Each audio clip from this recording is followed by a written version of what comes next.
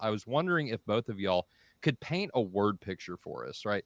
Given that I think it's only natural we begin with water baptism and then move on to the Eucharist, could you each tell me what happens in your own practice of baptism? In other words, I'd like for you to both walk me and the audience through the baptismal ceremony from each of your perspectives.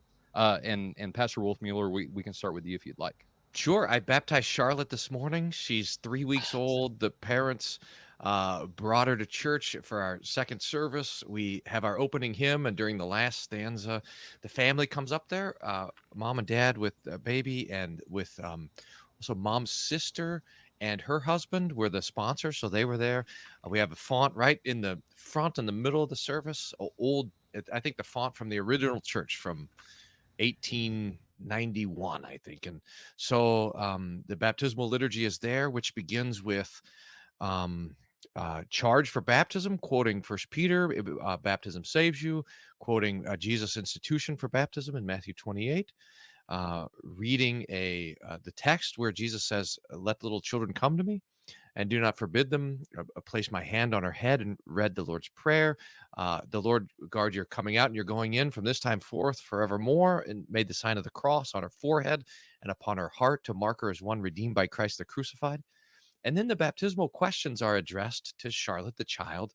And in this case today, the parents and the sponsors answered for her. We asked, do you believe in God the Father Almighty, the three articles of the Creed, and Jesus Christ, his only Son, in the Holy Spirit? The parents answer for Charlotte, yes, I do. I believe. Do you desire to be baptized? Yes, I do.